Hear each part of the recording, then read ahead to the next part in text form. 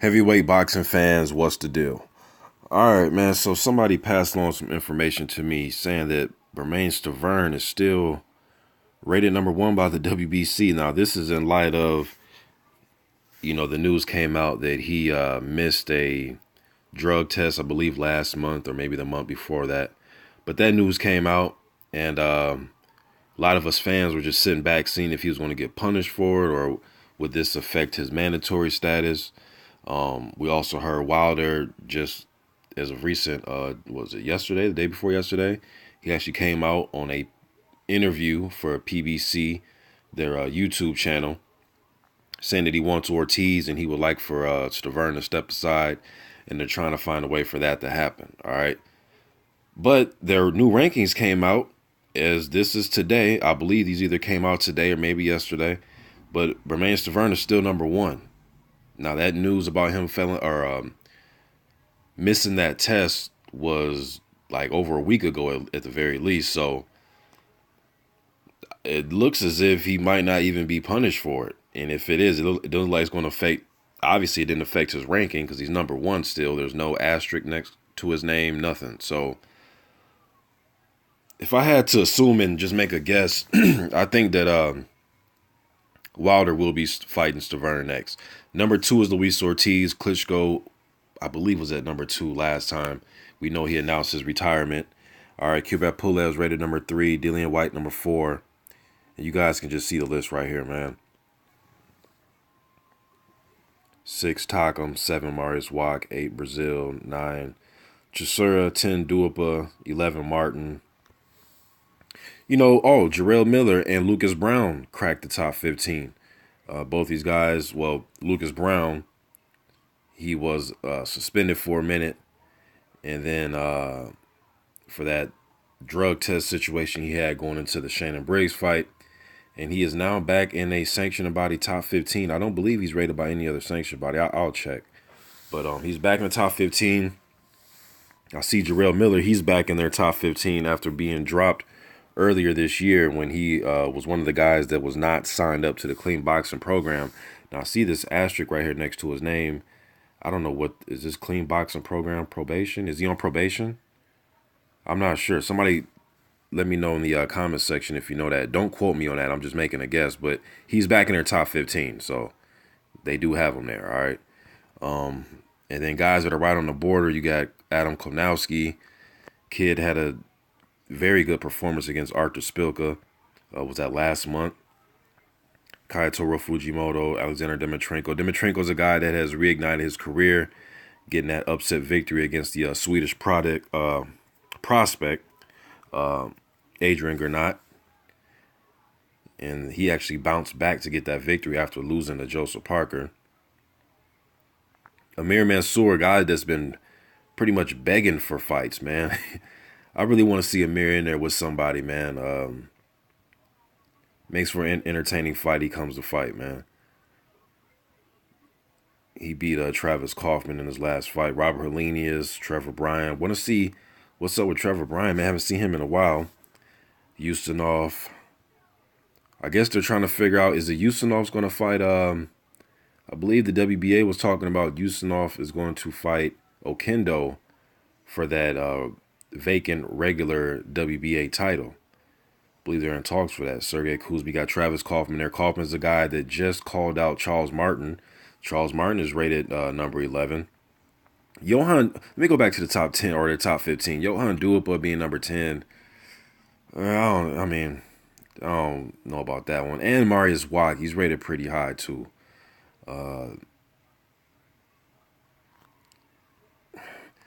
just want to see, they should make some title eliminators here, man. You know what I mean? To get these guys in position for later on, down the road, man. Start getting some title eliminators. You know what I mean? There's no reason we should not, for them to order at least some top 10 title eliminators. Carlos Takam versus Andy Ruiz. You know what I mean? Like, that's one title eliminator. Like, something like that going.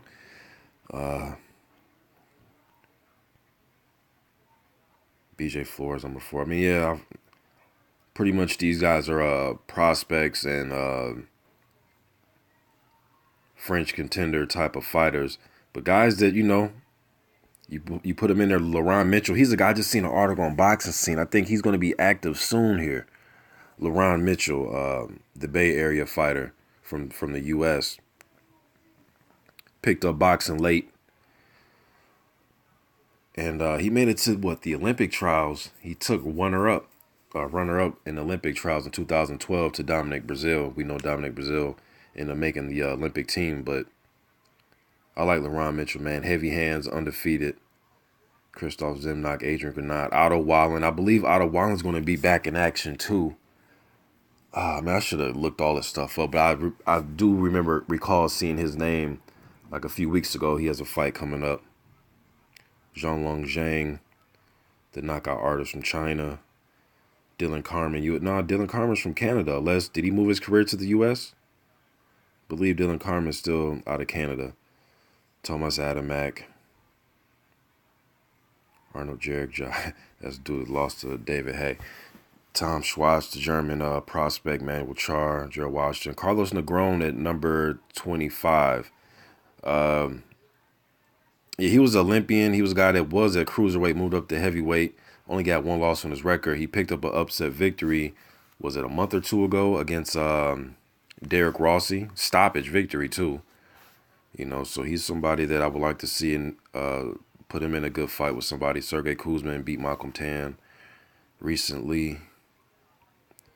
So yeah, man, this is the WBC. This is their full top 40. So Bermain Stiverne is still number one. What do y'all think about that, man? You guys think this means that he most likely will be the guy that gets the Wilder fight? And if that's what it has to be, man, let's just make it and just get it signed. Let's get the fight over with. But yeah, if they're putting these new rankings out there, he's still number one.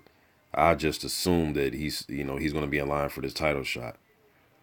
They still got Vitaly Klitschko as emeritus champion.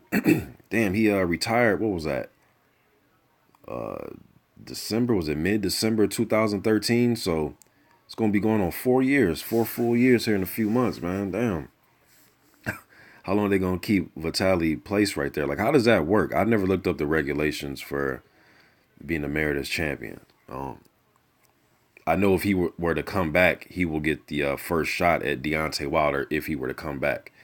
That's the status that you hold when you're the emeritus champion. But how long does this last? Do they keep him there until there's somebody else that gives the build up because of retirement or medical leave or something? Like, how do they do this with this emeritus champion? I know at cruiserweight, Tony Bell used the emeritus champion. If he were to drop back down to cruiser, he would get a first. Well, I'm not sure how that'd work right now, being that Marius Briedis is involved in this cruiserweight tournament. But anyways, man, Vitaly's been there for a long damn time. But yeah, man, I'm just going over this Adam Konowski, man. That's an entertaining fighter right there. Him and Amir Mansour make for a damn good fight. I would argue that Konowski should be in here instead of Johan Duhaupas as of right now. Ajay Kabayel, he holds that EBU title, young prospect from Germany. He was actually scheduled to fight Marius Wack. This was last year, like towards the end of last year, and Wack had an injury, he had to pull out. I believe that's how that went because and then Kabayel ended up fighting. Oh, I forgot who he fought for that EBU title. Was it Herve Hubo? The guy rated number 40. I believe he fought that guy. I forget, man. But yeah, man, I'm just rambling now. What do you guys think about this? What do you think about Bermain Stiverne still being rated number one? Let me know what you think in the comment section. I'm out.